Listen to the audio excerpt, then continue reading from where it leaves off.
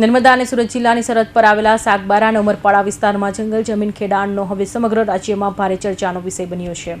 જંગલ જમીનના હક અને ખેડાણને લઈને સ્થાનિક આદિવાસીઓ દ્વારા શરૂ કરવામાં આવેલા ધરણા પ્રદર્શન અને આંદોલનને આજે 18મી ઓગસ્ટ અંતે 11મો દિવસ છે, છતાં હજુ સુધી તંત્ર દ્વારા કોઈ યોગ્ય ઉકેલ લાવવામાં આવ્યો નથી।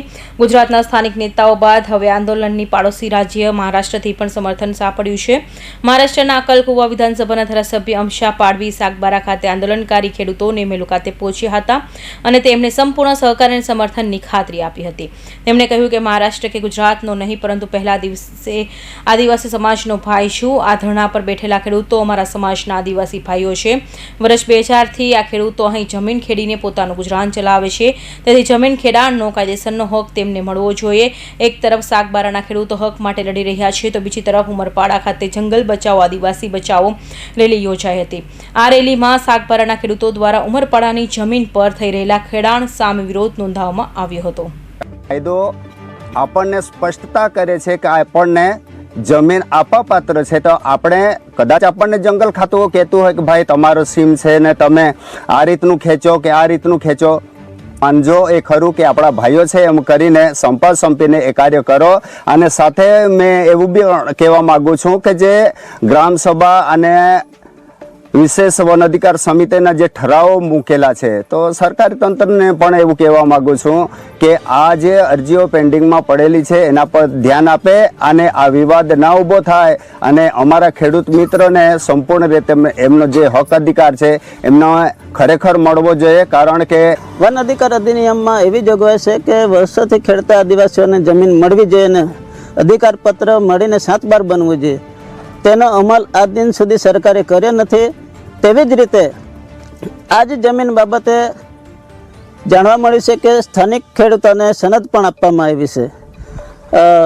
પ્રાંતના વહીવટદાર કચેરી માંડવી સુરત એમના થકી જ અધિકાર પત્ર આપવામાં આવ્યા છે। તે હાલમાં વિવાદ કેમ ઊભો થયો? વર્ષોથી ખેડે છે તો તમે જાણો છો, તેમ છતાં આજ દિન સુધી તમારા નિવેદનો નથી, રાજકીય આગેવાનો કે સ્થાનિક આગેવાનોના આદિવાસીના સમર્થનમાં નિવેદનો નથી।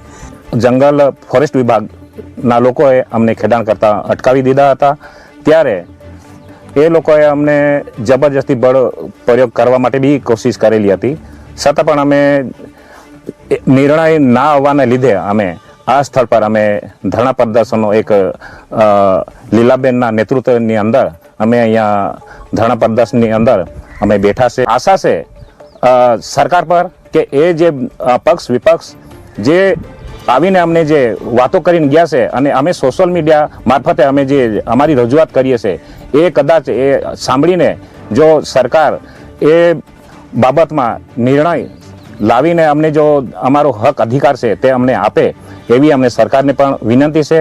આદિવાસીઓના હક અને પ્રશ્નો માટે સતત અવાજ ઉઠાવતા ધારાસભ્ય અમશા પાડવીના આગમનથી આંદોલનમાં નવો વળાંક આવ્યો છે। જંગલ જમીનના મુદ્દે શાસક અને વિપક્ષ નેતાઓ સામસામે આવી જતા રાજકીય ગરમાવો વધી ગયો છે। 11 દિવસથી આંદોલન ચાલુ હોવા છતાં તંત્ર દ્વારા કોઈ નિરાકરણ ન લાવવામાં આવતા આદિવાસીઓ અને ખેડૂતોમાં ભારે રોષ જોવા વ્યાપી ગયો છે। આગામી દિવસોમાં ધરણા પ્રદર્શન વધુ ઉગ્ર આંદોલનમાં ફેરવાય તેવા સ્પષ્ટ એંધાણ દેખાઈ રહ્યા છે। કૌશિક પટેલનો report, Hind TV news, Surat.